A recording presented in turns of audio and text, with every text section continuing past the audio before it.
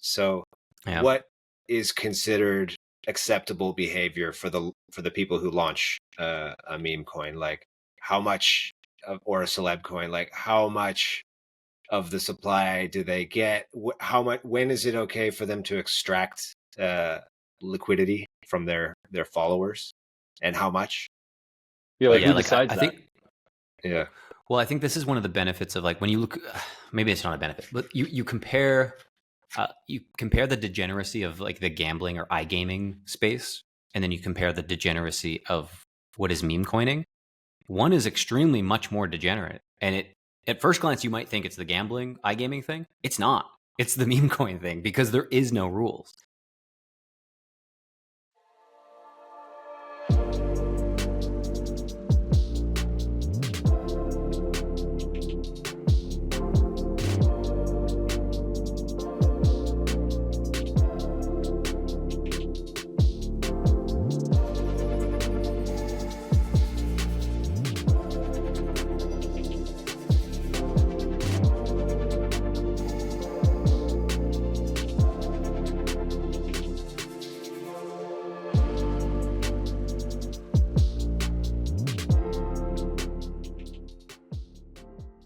Welcome back Very to nice. Token Narratives. Very nice, with Bitcoin.com, where we discuss the biggest narratives shaping the Bitcoin and cryptoverse. I'm Graham, representing the marketing function over here at Bitcoin.com.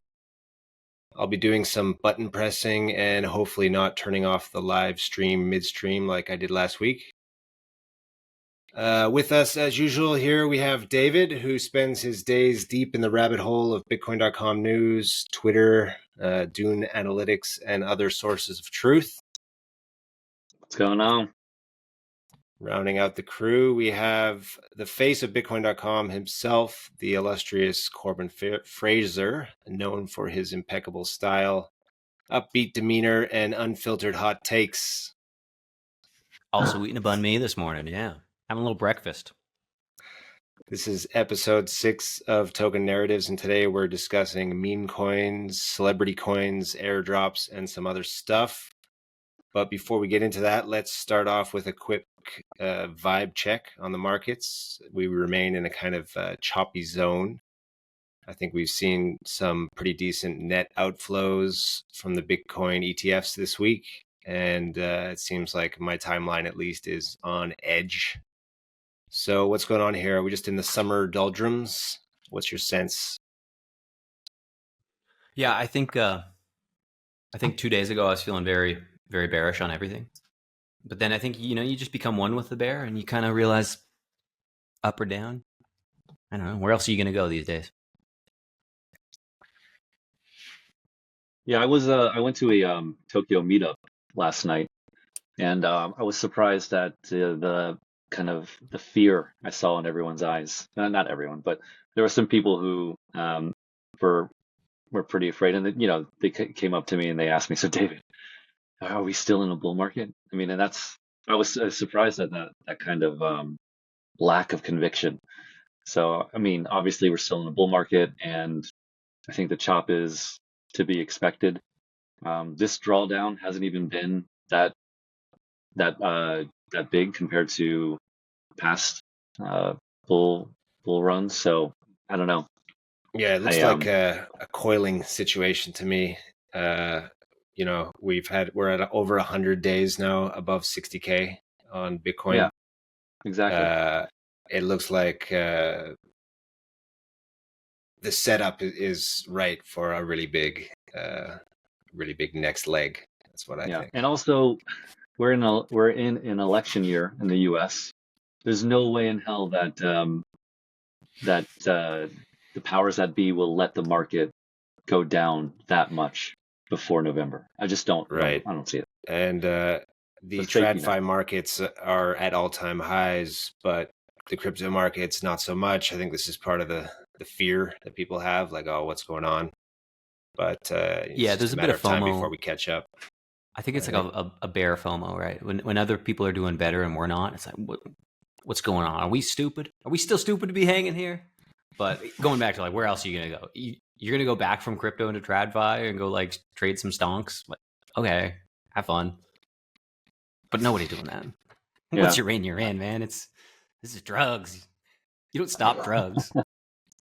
I All also right. think that just one last thing. I think the fact that that traditional markets are at all-time highs, or the U.S. stock market is, to me indicates that something that I've felt to be true, and a lot of others have, which is retail hasn't returned to crypto in force yet, and I think this is yet further evidence of that, right? Like the fact that Bitcoin or crypto is lagging behind, I think speaks to that. So So, I think I that's a mean, good indicator that I think it's retail like is going to come. I think you got to like separate what is retail too, though, because like there is. I mean, like everyone trading meme coins right now is retail, right? Like the only people trading meme coins, which is the only thing that's kind of like, I guess, hot right now, Do you think they're new is retail? retail. But no, I think that's the thing, right? Is like there's a Okay. segment of like it's like retail, but then within retail there's like normies, which we don't. I don't think the normies are back, and then there's like the OGs or people that are kind of like degenerate gamblers who are just playing in that space. And that Venn diagram of like normie retail versus like degen retail versus say OG retail, it's all retail, but I don't think the normies are back. Like it's not like mom and like you might. I've gotten a few messages in the last. I mean, anecdotal, few messages in the last few months of like, hey, I heard about Bitcoin again recently, but it's not enough where it's like I don't think they're making the leap yet to be like, you know what, I think it's time to buy, because they're not going to come in until it's near the top, and then they're going to get wrecked again. And this is like one of the top Yeah. signals when your friends and Yeah. family Yeah. start reaching out again. You're like, this is getting nervous. Yeah, I think you're right. Yeah, I misspoke. Yeah, it's like that new money. We haven't had that new retail money yet come in. The new normies, I should say. Yeah. Neo I was normies. going to go straight into meme coins, but since you guys started talking about retail, I thought this was interesting. This report from Bank of America, which says that younger wealthy investors are preferring crypto over traditional investments. So maybe this is some evidence that, okay, so you're talking about these two groups of retail, and probably the group that's already in, that's these guys, these younger wealthy investors. They're already like, yeah, I mean, crypto's the way. They're trading the meme coins. Got They're some on stats drugs. here, yeah. But there's some other group that still hasn't come. Yeah, I mean, like I would say Bitcoin.com has been a very good normie radar. Like if you were to say like track normie entrance into the space for that particular type of retail, we're a good signal for that. And at least can't say exactly amounts, but it's not like what we saw previous bull cycles. So we're still, in my opinion, in this like PvP kind of wait and see before people are going to jump back in. And who knows? I mean, I guess the question I would have is this cycle going to be different? Are people still burned from the last cycle where they're just going to be like, I'm going to sit this one out? I hear about it. It's going up. People are hyped up. So I could go in, or here's an idea. I could just not spend money because inflation is up. My rent is up. My mortgage is up. Food is expensive. Maybe I just won't buy gambling stuff this time because I learned my lesson. And maybe you'll have like a more chill amount of like normie resurgence. Yeah, I mean, I think that is the big question, right? And I 100% agree with your Bitcoin.com as a radar. I that's exactly how I think too. But yeah, that is the Bellwether. big question. Bellwether, yeah. Um, I think they will. I think they will. It's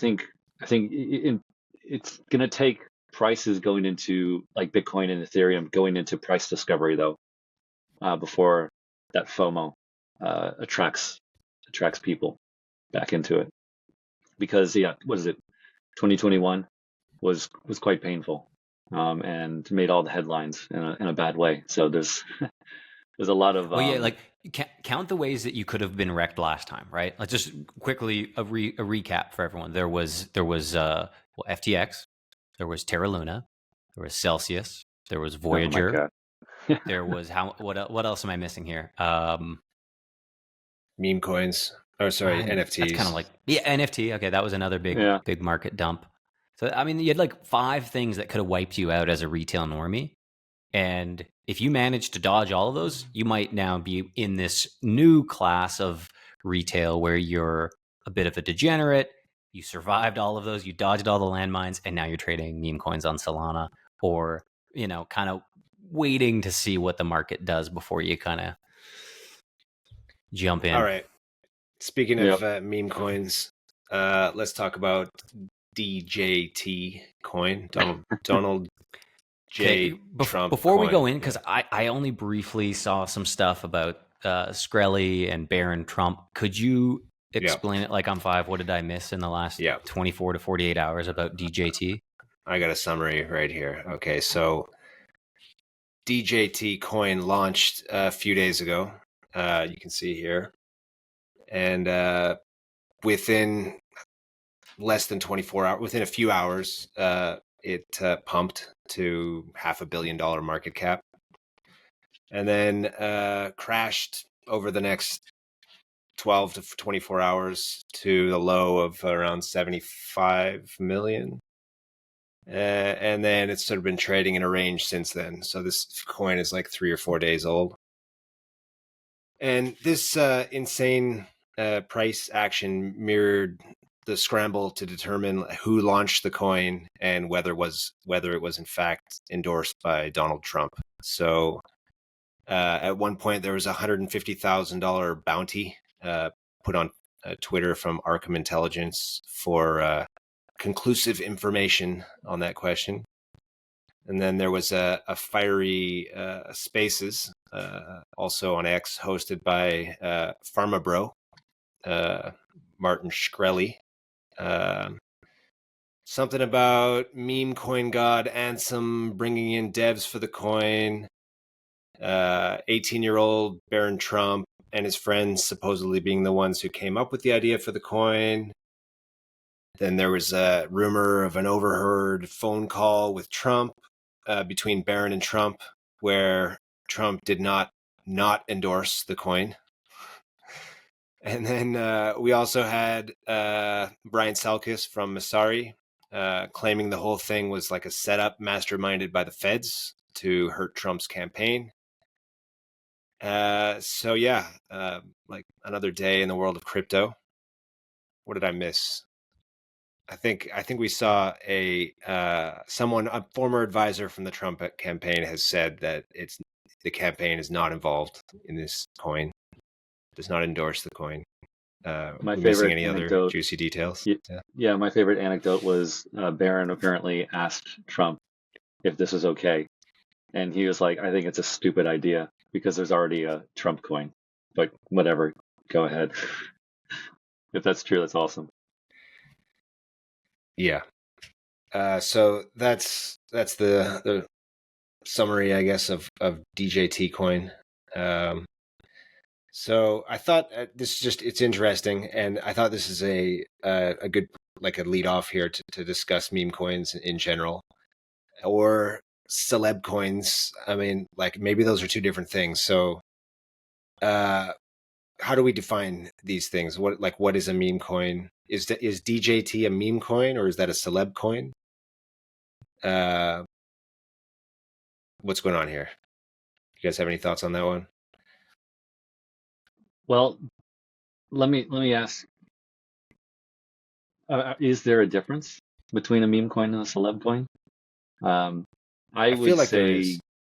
oh, yeah, okay, Yeah, please go ahead. elaborate. No, Okay, elaborate. I'll go. Yeah, so like a celeb coin is where the coin is based on the celebrity's, like, fame, right? That's why the coin has value.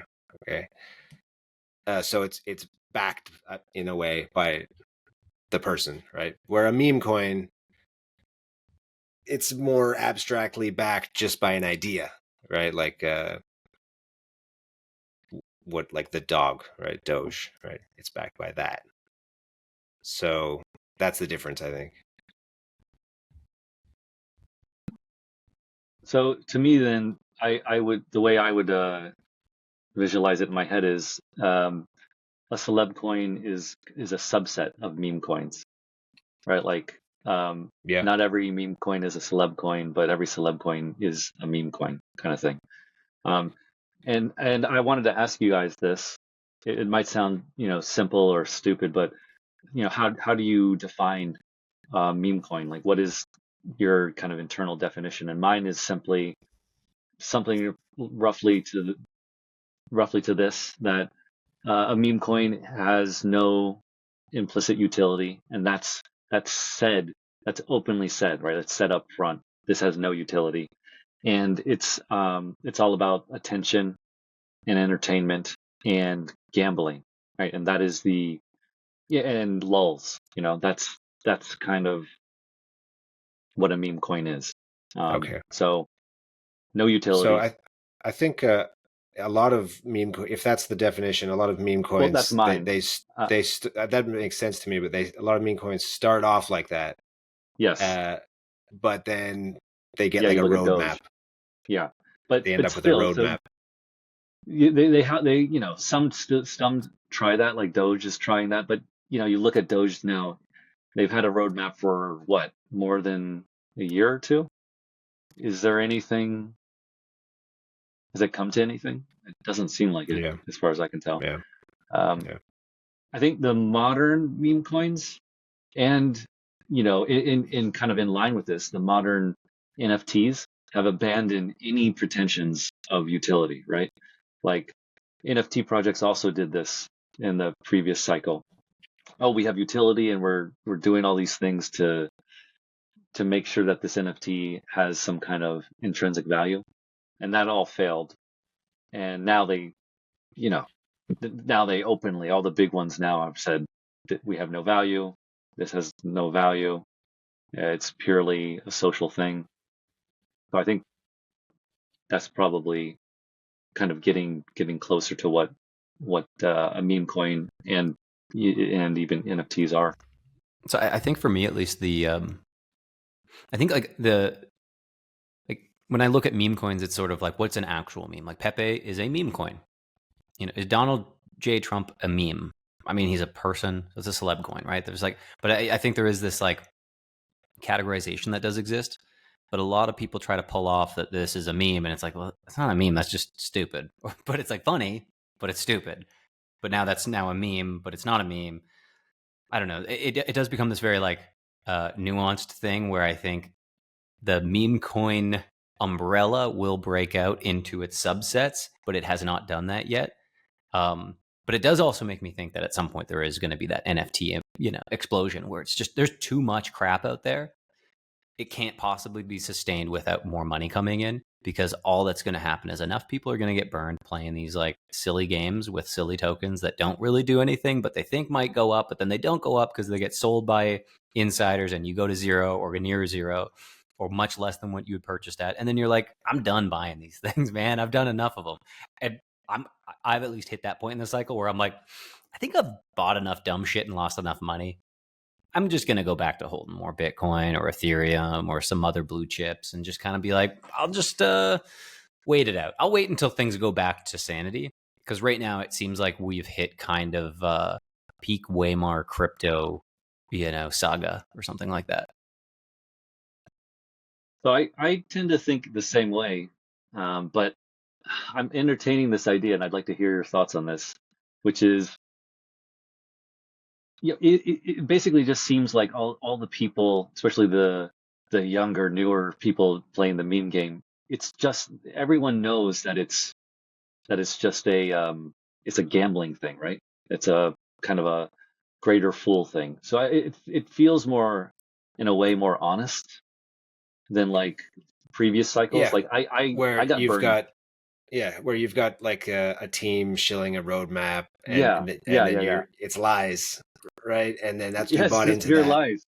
yeah, Yeah. and you get rugged, right? I Whereas this at remember least I is just like, remember my okay, first this is cycle. just attention, Yeah, just exactly. pure And so attention. I feel like Are people going to be burned in the same way?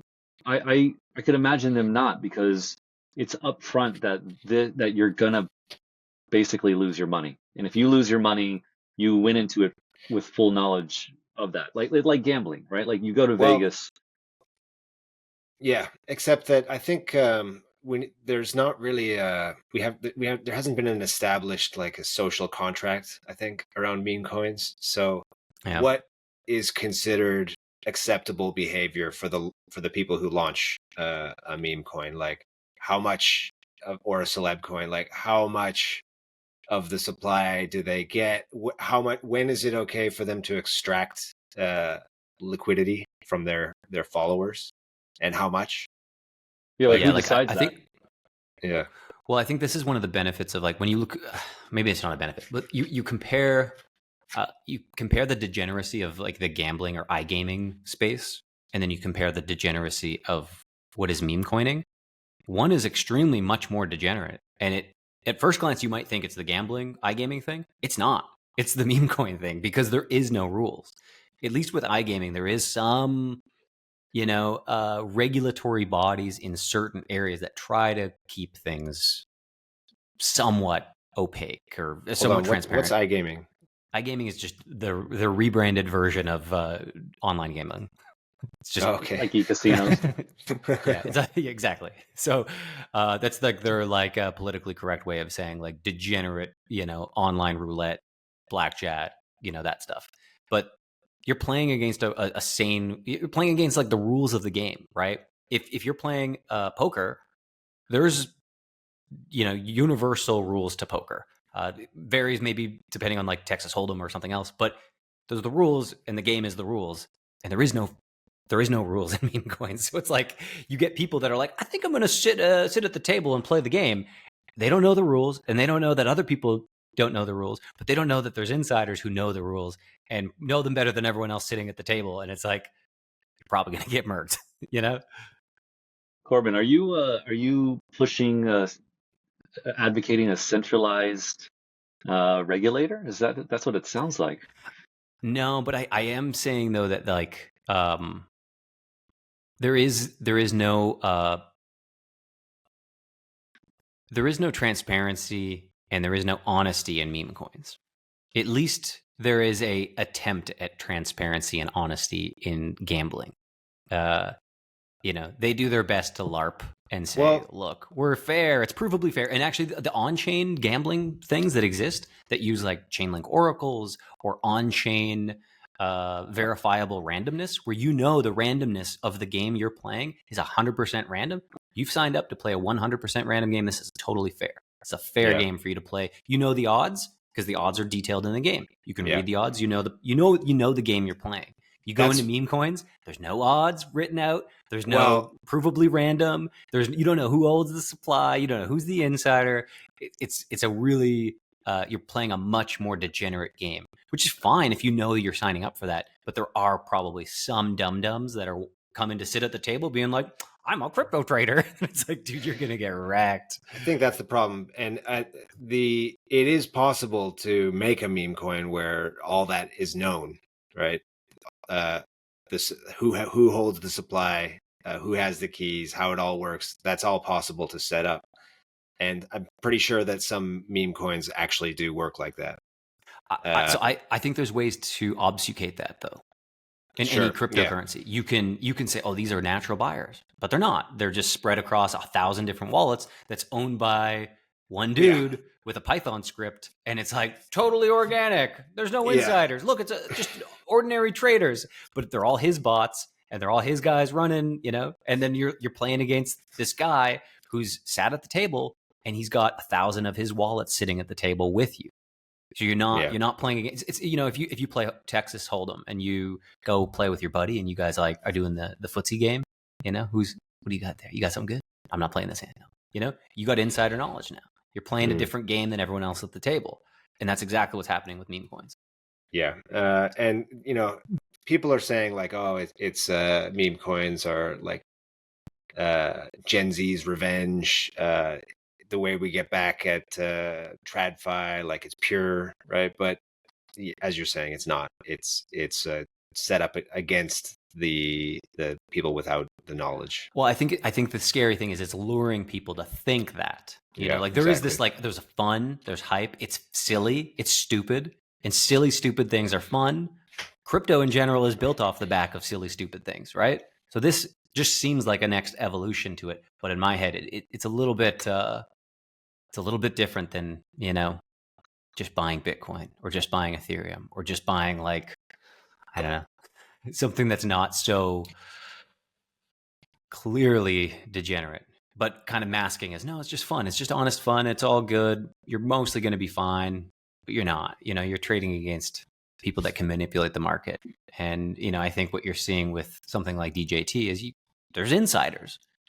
And it's not like they're just like little insiders. It's like they've got the right path to communicate with different people within different levels of society that might have more wealth than you and more access to influence than you. And they can put their fingers on the scale to make sure that you, as the retail normie who sits at the table thinking you're playing an honest game of poker, is just being fleeced. But that's okay if you know what you're signing up for. But nobody gets the warning. Nobody's being told, hey, just so you know, you're probably going to lose everything. So, but it is. I mean, hey, it's fun. It's part of the game. It's crypto. You can gamble on all sorts of stuff. This is just one of many. I'm not saying I'm against it. I'm just saying that we're not being honest about it these days. Much of this, though, many of the complaints you're talking about, or the problems, also happens with just normal projects, though, right? Like, and we've seen that a lot in the past, I would say 3 to 6 months with some of these so-called VC coins, where you have tons of insiders. Sure. What's it called? Was it low float, high FTV kind of stuff? So, I mean, yeah, it's maybe not as bad as meme coins, but it is it's a thing that the crypto space struggles with. Yeah, like I think those projects at least are attempting to typically build something. I mean, this has been going on since like 2017 ICO days, where people would sell an idea before they even have anything built. But the industry has changed, where it's like usually the things that are funded have more than a white paper these days. It's sort of like you kind of have to have skin in the game and some product to show and a clear path to like how you're going to execute on these things. But I think at least that forces, I don't know, some sort of like, I guess it comes down to like that old debate of inherent value, right? Does something that has utility have more inherent value than a, you know, total obvious shitcoin where you're like, this is never going to have value. This is just a fun gag, but I'm trading it. I don't know, man. It becomes this really living in the gray area. But I do at least prefer that the projects that are trying to create something and create a better world, there's something, I don't know, maybe naive and hopeful about that, but it is something more meaningful to put your, I don't know, your human manpower towards. Like building something, there's something like biological that humans need to do, and it's build. I don't know if there's that same biology for shitcoining. Well, I would say meme coins have that socializing aspect, right? Like it really taps into that for sure. You get that kind of tribal socializing, you know, this is who I am, this is me, this is my community, memeing together. But yeah, again, I try not to get into meme coins too much because they've been burnt too many times. Yeah, I'm just showing the Doge chart here, and it's a lot of selling. Performed quite well, though. This is the Doge BTC chart, right? So, unlike, like, if you look at most cryptocurrencies against BTC, right, you have like one pump, and then it goes down forever, right? Whereas the Doge BTC chart, you've got several, and it's sort of sustained over 10 years now. So is this the exception? Is Doge the exception to the meme coins being pointless, useless? Sorry, guys, I'm chowing down on banh mi still. Just hit a spicy part, man. Got hit with that chili. Woo! Ready to go. Man, Dogecoin, they have taken the original meme coin, say, and I would say built something stronger than just a meme coin. I don't know. It's sort of like there needs to be some sort of like civilization scale. You know, you got like the type 1 civilization, type 2 civilization. David and I have been geeking out about sci-fi books, so I'm just thinking in that lens. But there is something like a type 1 meme coin and a type 2 meme coin where it's like, this is total ass. This is just like a new meme that just came out. Or it's just like, Donald Trump just said like coffee. He spelt coffee wrong in a tweet, and now it's like, boom, there's a shit coin called coffee. And people are like, oh my God, I gotta buy this thing. But that what level of civilization is that meme coin? What's the staying power of it? What's the community building ability for coffee to exist? Is he going to continue to say coffee? Coffee. And I think like I think it was COVFEE. You guys, I don't know, man. I was a part of the Donald in the OG days. I every time not every time, but I regularly see coffee and think, oh, coffee. Yeah, coffee. But yeah, so for those out of the loop, Donald Trump once spelled coffee wrong in a tweet, and then the Donald loved it, and people started saying coffee. There's the power of memes right there. Yeah, there's the power. But so the coffee, I believe, at one point probably did have a shitcoin for it, but in terms of like say type civilization or something like that, it might be a short-lived meme. And then something like I don't know, Daddy just came out, right? That might have slightly longer staying. Yeah, might have longer staying power because you've got a person or a celebrity banging that drum that this is cool and I'm going to do stuff with it and I'm going to like integrate it into like my bros, my university bros thing, and it's like cool. Good luck. That might have slightly more staying power because you got someone like a centerpiece. You got your Vitalik, right? You got your Vitalik tied to the meme. But then you got Dogecoin, which I'd say is like somewhat interesting because it's become like a decentralized version of that, where maybe in the early days it was like the Dogecoin creator banging that drum a little bit, being like, hey guys, I made a meme. But then at some point he was like, nah, I don't want anything to do with that thing. That's just its own thing. Then their community took it. It became somewhat more decentralized. It's now, I don't know, got like, there's like Doge layer 2s. There's like, people have just built off of it in like a permissionless way. And it's sort of its own thing. So I think there is this like ladder that memes can climb. Very few of them will. And betting on those that will are still a risk. And even the ones that grow in, say, that civilization scale doesn't mean the price will grow. It just means that like maybe it's got slightly a wider amount of unique holders or something like that.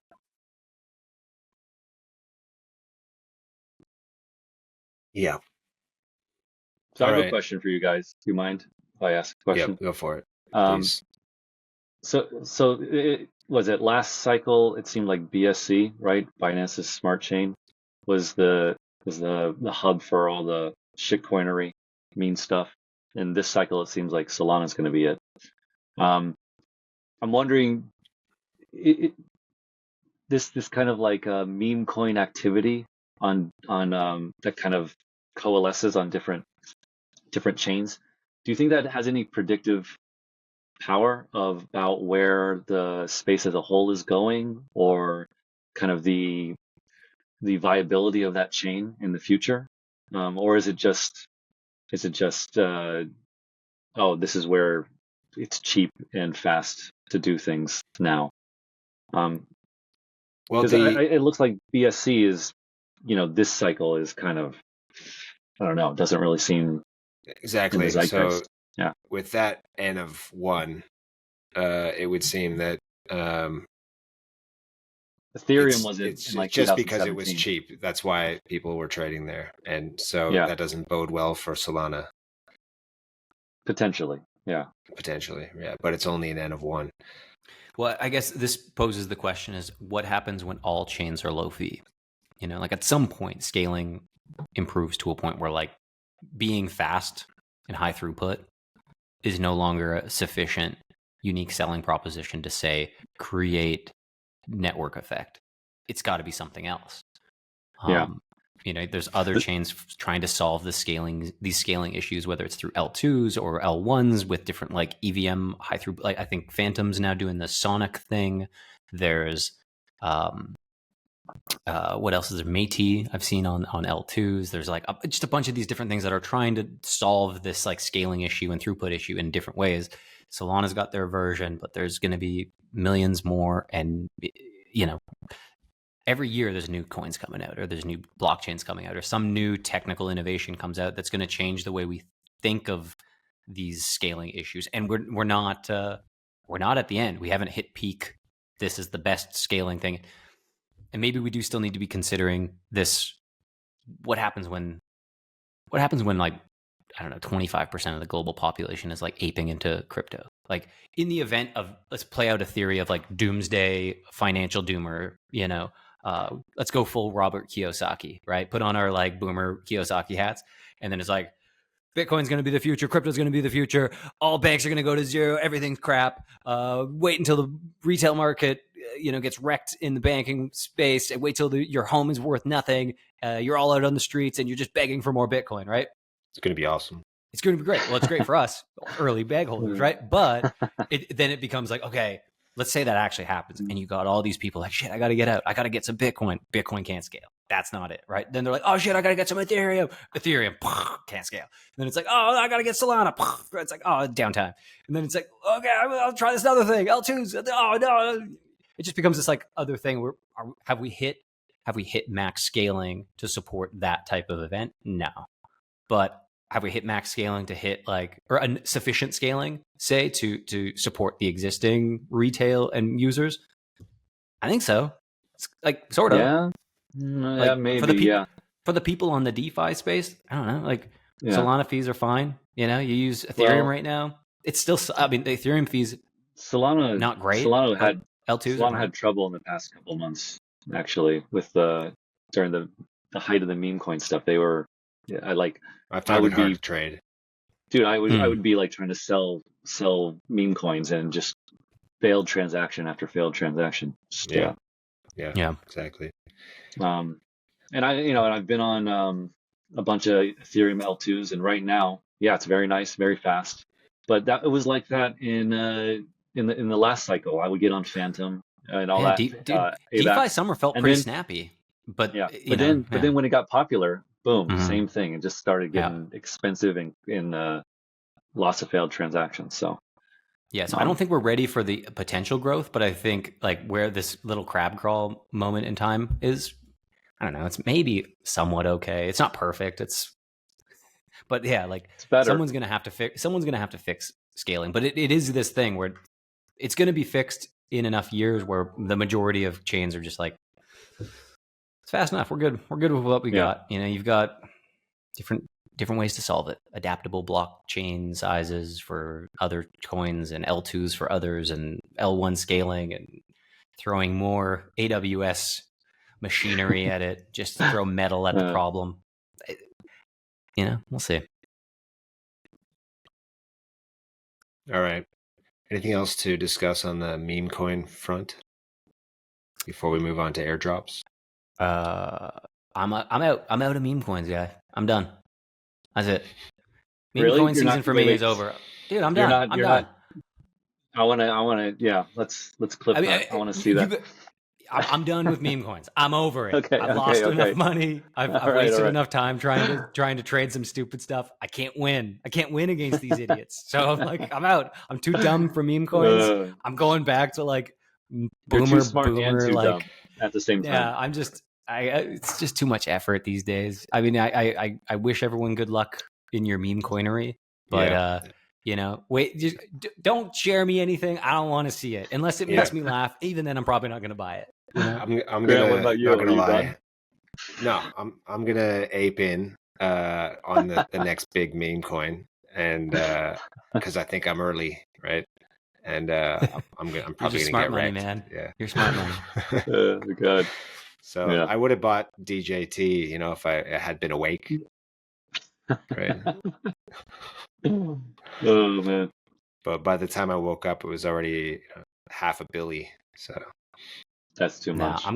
I'd rather spend time playing online poker, or building, or doing something else that's not just like trading against people that, people in their mom's basement. It's I mean, yeah, I hard don't to want to win say they're against all that. like that, but there's some of them, and No, I'm there's like just some joking. just degenerates. Yeah, it's just All right, not for me, let's man. move on to airdrops then. Our other All big right. discussion. Yeah, David, are you gonna tee this one up for us? Yeah, so airdrops, everyone knows what they are. You give away some portion of the token supply to your community, hopefully. Right, that's the intent. And the traditional reasons for doing this would be like obviously community building, marketing. Um, and recently, a lot of people have been talking about things like decentralization and kind of regulatory concerns, right? Decentralization because get the you want to get as much of the supply in as many hands as possible, um, to prevent like down only charts kind of style stuff, um, and get more people participating in it.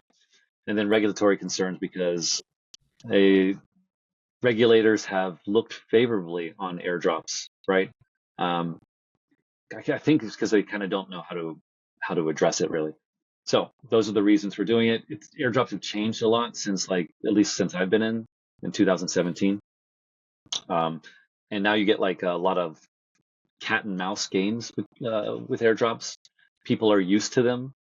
When they first started with like Uni, you had these almost like immaculate airdrops where people weren't trying to game the system or anything like that. But now, uh, people from regular retail farmers, normal, not non-exploiters to whole like organizations who exploit and sybil these airdrops. So it's become a quite a complicated, um, difficult undertaking.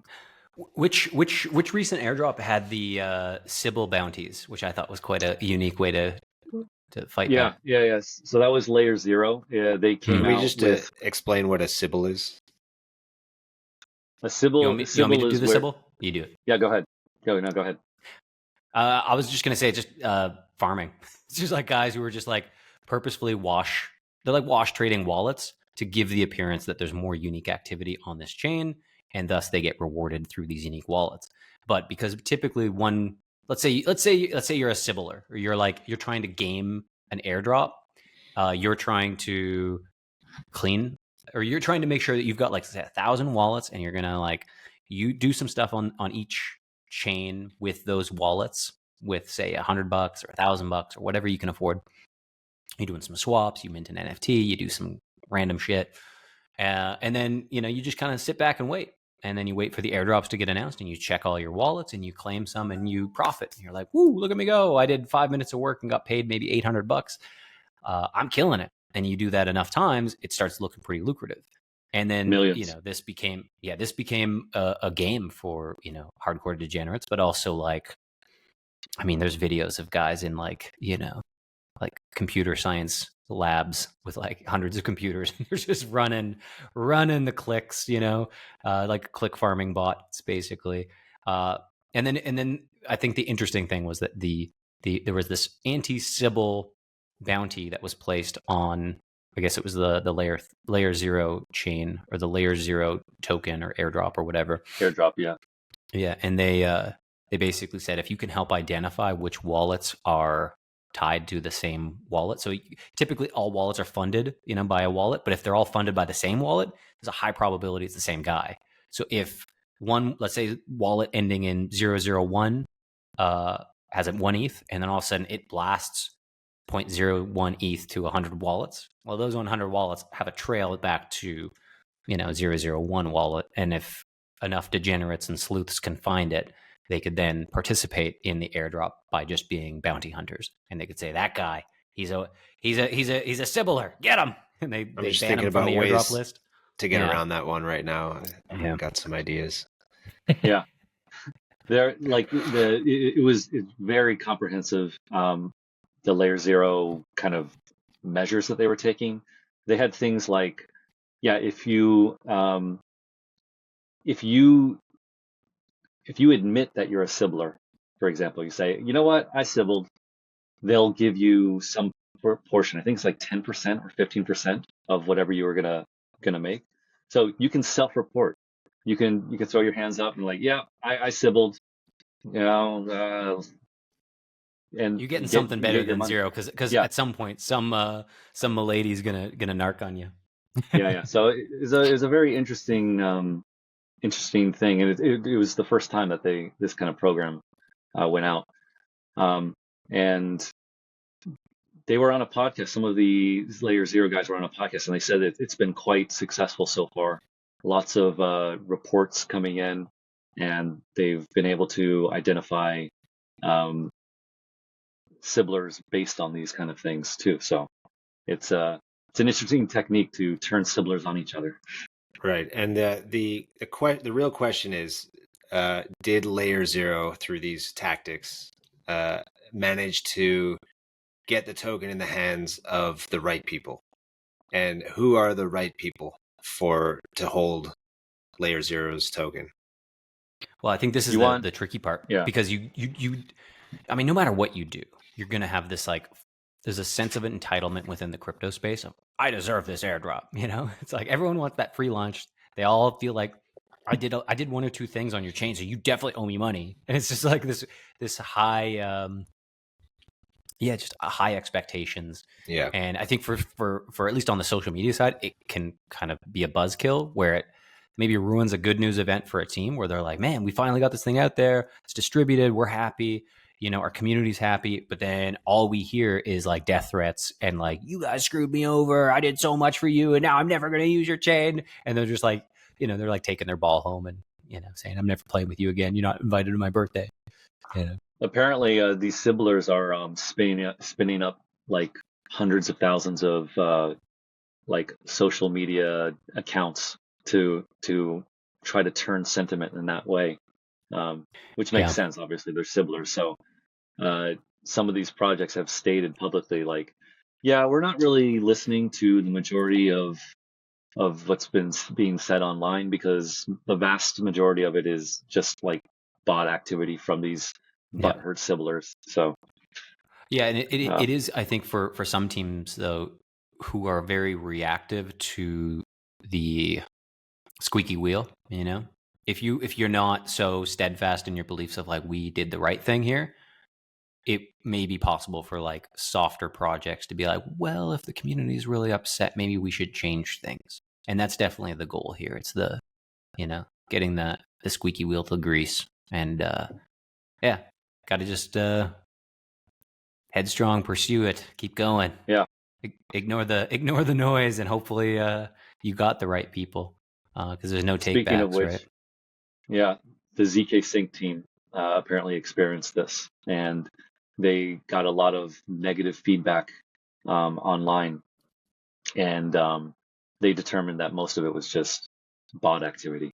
And so then I think they publicly stated, like, yeah, we're gonna keep doing what we said we're gonna do, because we think this is the right thing to do, and we don't necessarily believe this kind of outpouring of criticism.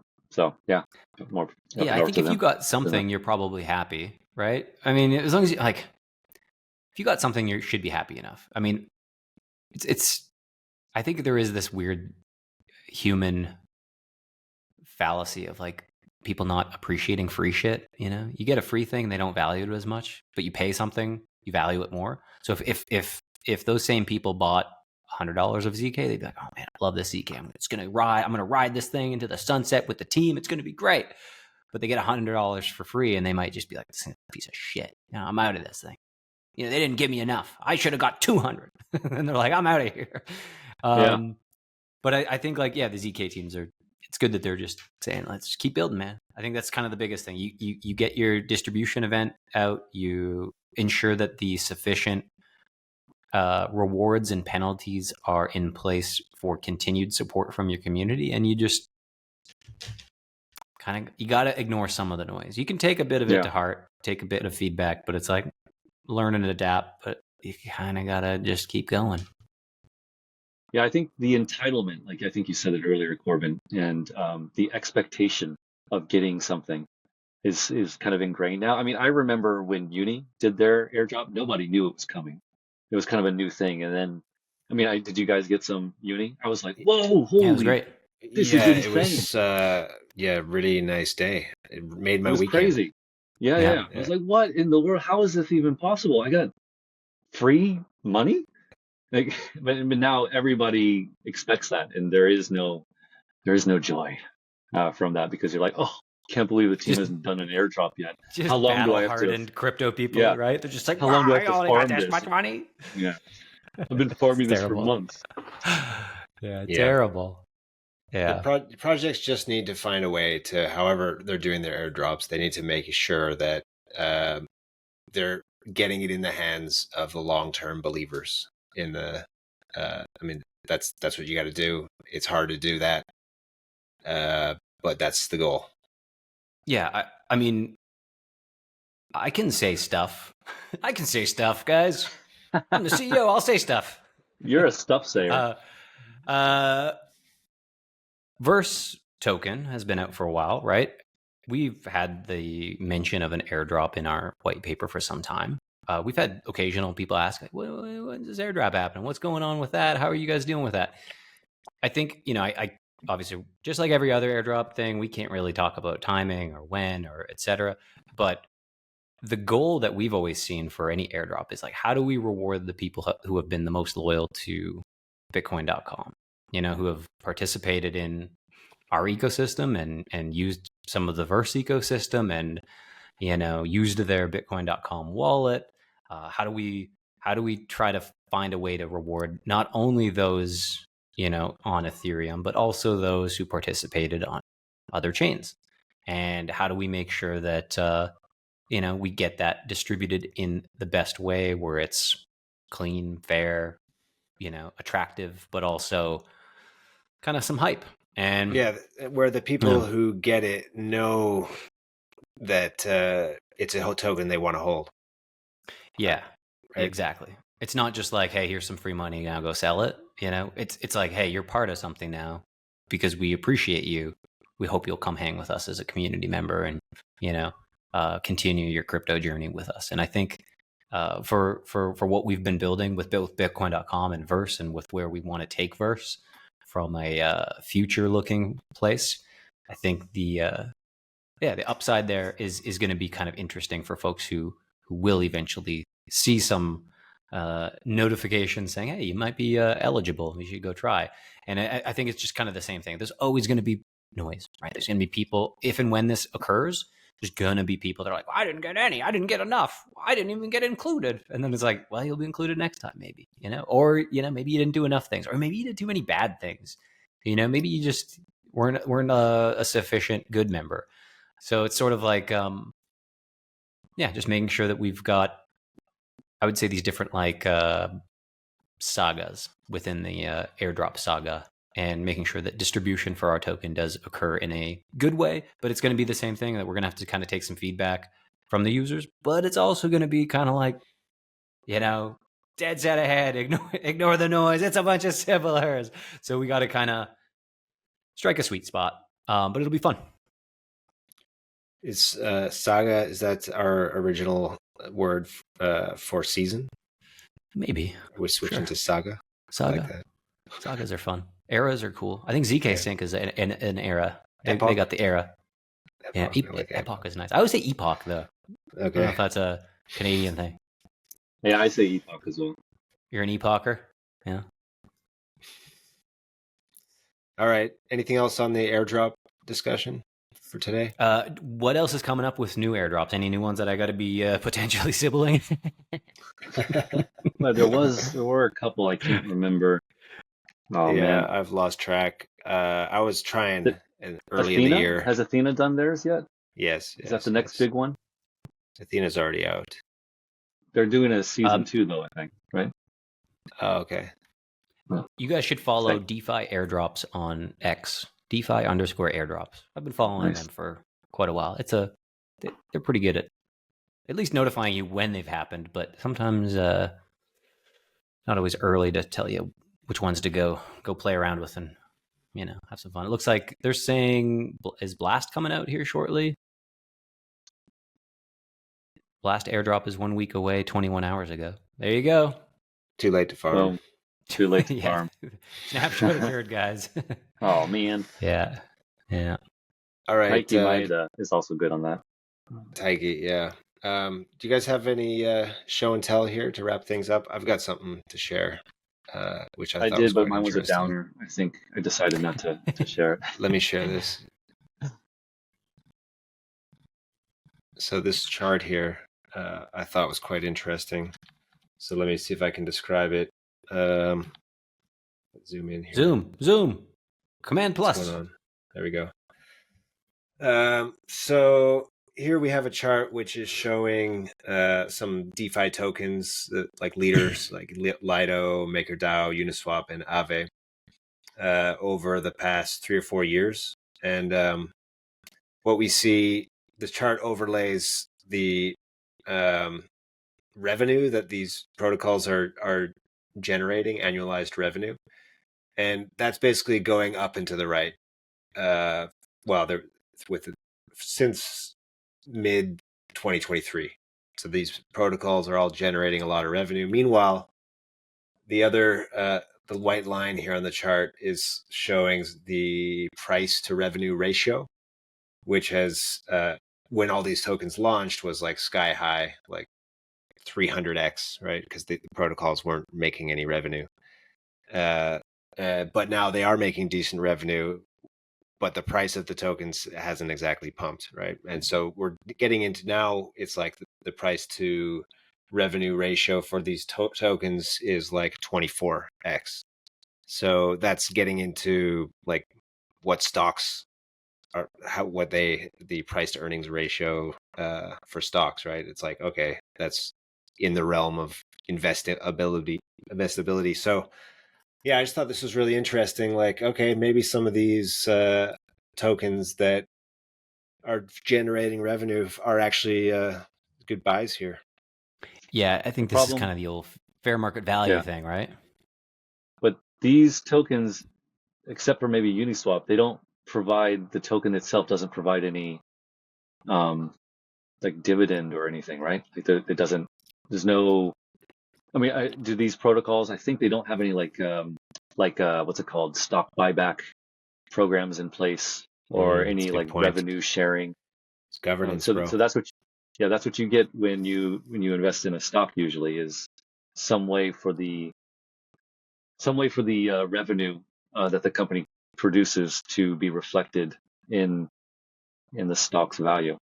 I Yeah. think Yeah, and I mean Uniswap, from the crypto angle, they probably, especially Uniswap, are going to avoid that at all cost, given US, like especially Uniswap, given the US base there. Anything that could risk them appearing or doing anything that would trigger a securities notice would be kind of like scary. And Wait a minute, didn't Uniswap turn on the fees? they did. yeah, Well, but they I don't think the fees they, go back to the holders, though, do they? I It think goes to the protocol. Yeah, it just I goes think to the their treasury. are they, but are they gonna? I thought they were thinking about instituting like something like a buyback. I don't know. Perhaps. I I know think they that's the only haven't. thing. That's the only thing they could do that would be perhaps in the like less shady from like because yeah you know you do dividends. There's words for that, and Yeah, then usually you exactly. get a knock on the door from Gary. Yeah. Buybacks are a little different. Yeah. The other thing I get from this chart though is, well, I get two things, two more things. Number one, obviously, I think these things were way overvalued, right? Way, way, way, way overvalued when they launched. So maybe now they've been brought back to reality. And the second is about DeFi in general. DeFi has been beaten down, right? It's been basically down only since DeFi summer, and now, yeah, even now with the beginning of the bull market, DeFi is not getting a whole lot of love, not a whole lot of activity. So there are a lot of like despondent DeFi protocols being like, when is it our turn? That's what When I'm are we going to saying. see? When are we going to see This is attention opportunity on chain? time. Potentially, this is opportunity time if you've got not investment advice, but Yeah, I'm I'd have looking at to some of these. Yeah. look at the charts. I feel like Lido and MakerDAO have seen kind of they saw runs earlier this year with the whole RWA Yeah, MakerDAO saw a run last year, treasury, actually. yeah, treasury deal. So Mm. I'd be more interested in some other DeFi stuff that has been beaten down, like maybe some of the lending protocols, or I don't know, something. Maybe Aave. Yeah, but you do got to wonder though, like, have these now become the new blue chips or the DeFi blue chips? And are these the things that they've been proven a little bit? They've been through hell and back. They've survived a couple cycles now. People still using them. People still depositing into Aave and lending and borrowing and doing all this stuff. Does kind of make you think that that there may be an angle here where people who are expanding beyond just say Bitcoin, ETH, and other blue chips in the top 10 are going to look at like, maybe I should expand into like the top 100, and some of these guys start popping up, right? Yeah, I mean I've been listening to a lot of people who've been really into the space, and the question is, right now people are just so happy to be eating all that popcorn, cotton candy, meme coin stuff. Are they going to? Is there going to be a pivot to more substantial projects like this? Man, I hope so. It's time to bet on it. Well, and you can bet on it. Yeah. Maybe I should. I'll do a show and tell, just because we were talking about the idea of, I don't know, some of these blue chip DeFi sets. I'm going to share my screen and not leave the call. That would be bad. Here we go. So this is a cool dApp I was using a bit earlier. Token Sets, tokensets.com. Not sponsored at all, but I do think that it's cool. It's a cool idea of being able to like have an index of different assets. So, for instance, you can open up the Bankless set. Sorry, it's loading here. Dealing with on-chain stuff here, guys. They give you their warnings, of course, and it's like, yeah, go away. Okay, so I guess in Bankless, they're only holding USDC. Okay, that's not a good example. Let's find like maybe something more degenerate here. Here we go. Sushi Dow House. So this is you can buy multiple assets within this one index purchase. So it's like, instead of having to purchase, sushi, WETH, YAM, WBTC, and DAI individually, you can purchase Sushi Dow House, and you get a proportional holding of that, say, bag. And it's kind of an interesting idea of like being able to like have, here we go, the DeFi Pulse Index. That's the one I was looking for. This was the one I have previously used. And I think they do change kind of the assets and stuff like that, but it is this idea of like, you can hold a bit of everything. And what's cool, what's trending. But it's kind of an interesting idea. I think there's other things like this that already exist as well on other chains. This one, I think, is on Ethereum and Polygon, but they do exist as well on like probably Solana and some other like index products that you can purchase. But it's kind of a cool idea for, I don't know, boomer investors that are like, I don't know what to buy, but I heard all these crypto things are cool. These DeFi blue chips seem to be doing something. I want to hold a little bag of each. Yeah. Yeah, very nice. I haven't dabbled in any DeFi coins this year yet, so I have to start looking into that. Maybe just on the meme coins. Yeah. Well, L1s, L2s, the big dogs, Bitcoin, Ethereum. Speaking of Solana, I do have one other little thing I could show. This one is by a tweet from Mattyverse. He says, "You're telling me there's an Uber competitor on Solana called Teleport. I just came across this. I own 0. Not sure if there's a token. Drivers earn much more. Users pay a lot less. Uber takes 44%. Teleport takes 15%. On-chain rewards to motivate early adopters. Drivers earn trip rewards. It's actually active and being used. And I don't know. This whole idea of like peer-to-peer payments coming to other chains again, especially these, it's got to be these low-fee chains. But it is interesting that they've got both like the on-chain programmability as well as the low fee and high throughput, and they can actually start doing some stuff like this. And they do have kind of that, say, uptrend of users where they might be able to say there's enough Solana users within, I don't know, San Francisco, trading shit coins and meme coins and stuff like that, being like, I guess I could use this. I guess I could use this instead of Uber and like, earn some rewards. And You know, it's a mix of DPIN, it's a mix of peer-to-peer, it's a mix of, I don't know, farming maybe by just doing something you were going to do anyways, which is just take rides. I have no idea if these guys are good. I've never used this product or service, but I like the idea of being able to use crypto for stuff. And this seemed like interesting. There's some videos of some people using it. So cool. Yeah, that's exciting. I also like this. Yeah, the video didn't look that cringe either. So yeah. It's always a good sign, right? Although actually cringe might be good. You kind of want like it's made by a crypto guy, you know? Yeah, if it's too slick, you gotta. Hey, if it's too slick, it's like, this is like VC backed, you know? It's just gonna be like, it's too pretty. Yeah, exactly. That's the problem we're running into right now with our V-card hype video. Don't want it. Don't want it to look too good. It's too. You can't have it look too professional. It's got to be a little stupid. when I got it out at the meetup last night, I did get a lot of oohs and ahs. So I took that to be a good sign. You showed them your V-card. I did. How many? To a room full of men. I showed my V-card too. Nice. They're impressed, right? Yeah. They're ready to get one. They were my crowd, so yeah. That's good. All right, gentlemen. On that note, I think let's wrap it up. Been fun. Sounds good. Yep. Thanks for joining, everyone. Join us again next week. Same time, same place. Token Narratives episode 7 will be next week.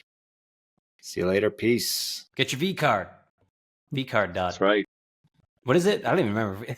Card.verse.bitcoin.com? Just go to verse.bitcoin.com/card. There you go. Verse.bitcoin.com/card. Go there. It's where you can get your own V-card and look as cool as David in front of a group of men. Showing your crypto card. Everyone will be impressed. Pretty cool, to be honest. Ooh. Later.